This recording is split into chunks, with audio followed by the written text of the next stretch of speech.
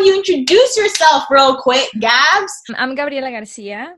I go by she, her. I'm an actress, singer, dancer, and writer living in London. I'm also the first Mexican in the West End. Woohoo! Hopefully many more to come. I never felt other until I came here. Yeah. And you know, there was, you know, even with like the little box you have to tick. Yeah. And it's like, I always went a mixed race because to me, I'm a quarter Spanish and Mexican. So therefore that's mixed, right? Yeah. But then when I had the conversation with James, my partner, he was like, no, that's not what they mean by mixed race here. Like that, no, you're not, I would say you're other. You need to tick the other box, and then you have to say, you know, Mexican and Spanish.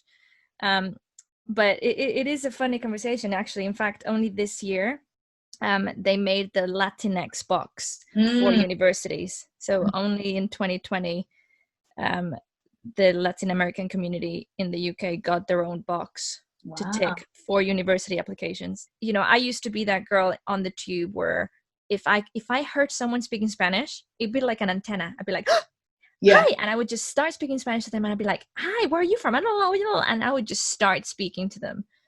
And I do feel like in the last maybe 5-6 years, I haven't become like the people that I told you about in the US, you know, at the airport, when I'd be like, hey, quiero una hamburguesa, or whatever, because I knew they spoke Spanish. Yeah. And then they would answer back, and I'd be like, well, what is this? What's happening? Yeah. I didn't understand it until about 5 years ago, when I was like, yeah, when you've been constantly fighting to get rid of, I guess, of your identity that people laugh at, or that people go, no, you, for me, for example, no, you can't play Kathy. I keep saying Kathy like if my dream role was Kathy in Brain. It's not, but you know, I keep referring back to that. But you know, yeah, I think that took its toll subconsciously.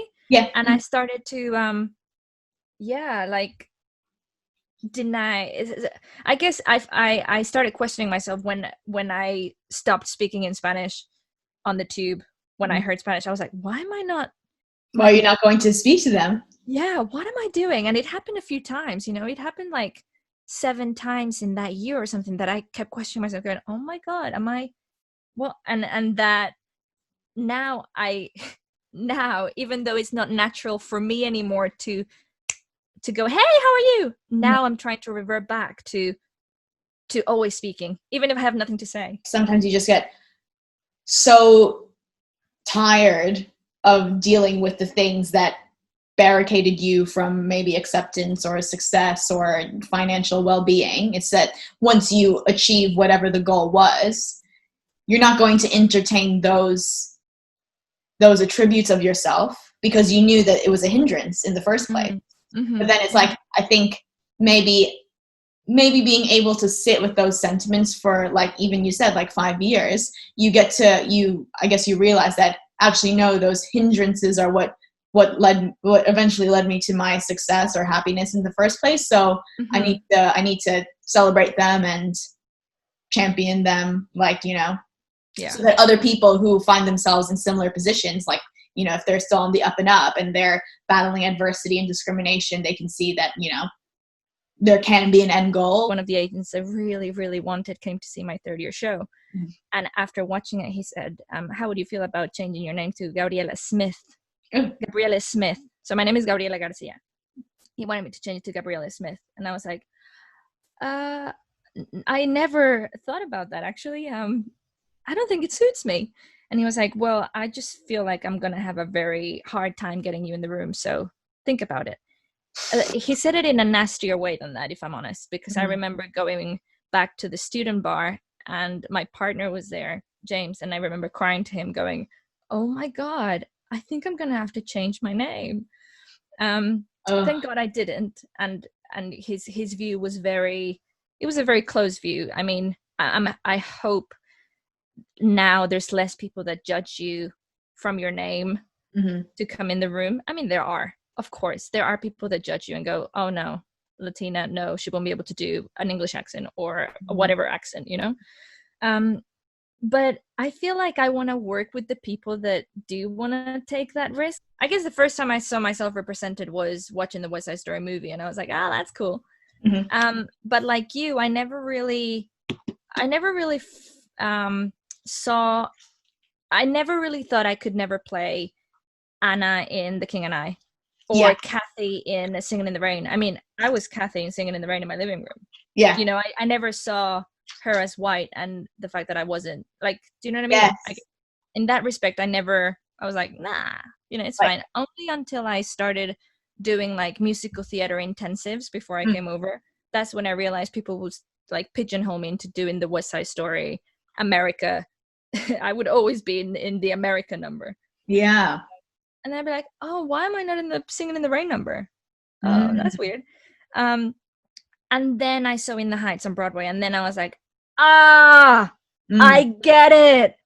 Oh my God, I have so much work to do. I feel like I have a responsibility to write, to celebrate Latin America outside of Latin America, and to give more stories that are not about drugs.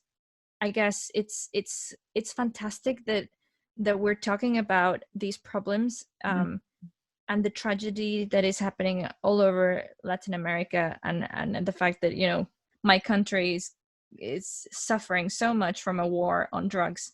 I think that's great that we talk about it. However, I feel like recently when I see it represented on TV or in plays, I feel like we're championing these stories when they shouldn't be. They should be there to inform, of course, but not to champion. Yeah. And also it feels like now all the castings I go up for are for the drug lord's wife or the drug lord's whore, you know? And there's so much more to me as an actress and to any other Latin American woman. We want to do more than that. Why write? Is writing something that you've recently discovered that you really want to do? Is it something you've always wanted to do? Well, actually, when I was about, I want to say like 6 years old, I went to the book fair where you could publish your own book. And I went to the book fair every year after that year because I published my first book. 6, really. I wouldn't say, you know, it wasn't but you know, they put it in like a hardback. Yeah. You know, it says written by Gabriela Garcia. You know, it's like so exciting. Yeah. And I still remember that day. I remember telling my mom, I'm going to be a writer. But I was a kid that I said I was going to be a writer. I was going to be an archaeologist. I was going to be a president of Mexico. Yeah. So then in the end, I was like, well, I'm just going to be an actress because I want to do it all. Yes. Love that. But then being an actor, and I've always loved writing, but not necessarily to share with others. Like I always liked having a diary.